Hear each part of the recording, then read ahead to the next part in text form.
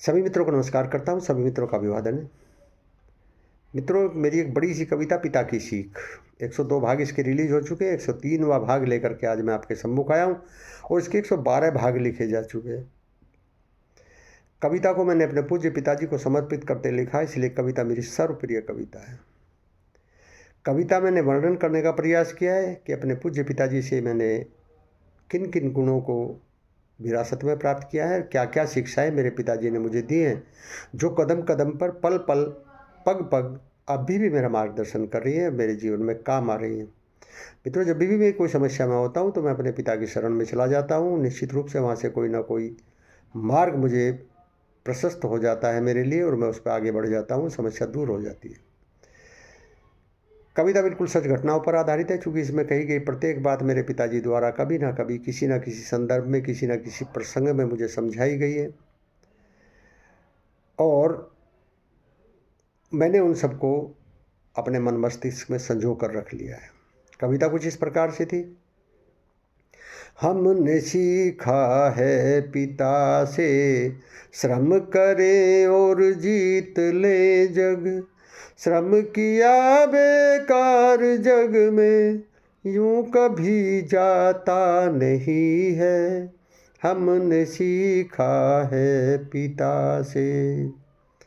प्रस्तुत है पिता की सीख भाग 103। और मित्रों, इस भाग में मैंने वर्णन करने का प्रयास किया है कि कोई गरीब हो या अमीर हो,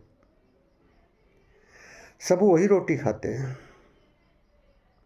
सब उसी प्रक्रिया से जन्म लेते हैं और उसी प्रक्रिया से सबको पलायन करना है। लेकिन यहाँ आदमी आदमी को आदमी ही नहीं समझता,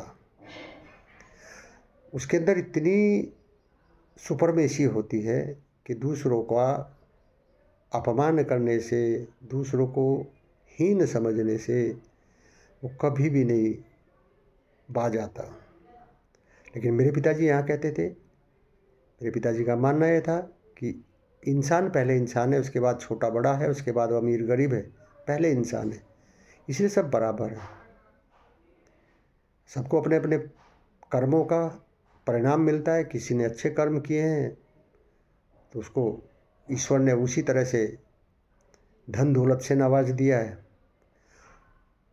हो सकता है कुछ पिछले जन्म के पुण्य कर्म हो जो इस जन्म में उनके काम आ रहे हैं, लेकिन वो इस जन्म में तो कम से कम पुण्य कार्य करे ताकि अगले जन्म में भी वो स्थायी बना रहे। ऐसा नहीं कि कई बार वो बताते थे कि उसके पुण्य कर्म समाप्त हो चुके हैं, वो अंत में आकर के फिर कटोरा आ जाता है हाथ में। तो इसलिए मनुष्य अपने कर्मों पर विशेष रूप से ध्यान रखना चाहिए और अहंकार कभी नहीं आना चाहिए। प्रस्तुत है पिता की सीख भाग 103।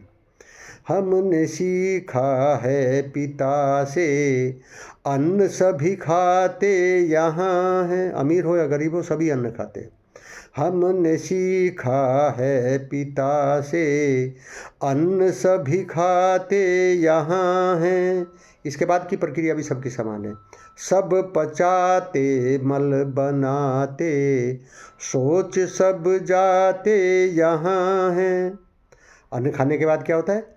सब पचाते मल बनाते, सोच सब जाते यहाँ हैं। हीरे मोती नहीं कोई खाता, ये नहीं पचाए जाते यहाँ हैं। सब अन्न खाते हैं, कोई हीरे मोती नहीं खाता। हीरे मोती कोई नहीं खाता, ये नहीं पचाए जाते यहाँ हैं। और अंत में मिट्टी में सबको है मिलना, अमीर हो या गरीब हो सबको मिट्टी में मिलना है।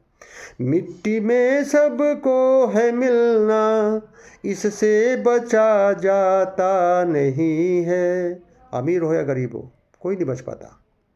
मिट्टी में सबको है मिलना, इससे बचा जाता नहीं है। हमने सीखा है पिता से। मित्रों, कैसी लगी कविता आपको? कमेंट बॉक्स में आकर के ज़रूर बताना। अच्छी लगे तो कविता को लाइक शेयर कर देना, हो सके मेरे चैनल को भी सब्सक्राइब कर देना। मिलते हैं इसके अगले भाग में, तब तक के लिए बहुत बहुत आभार, बहुत बहुत धन्यवाद आपका।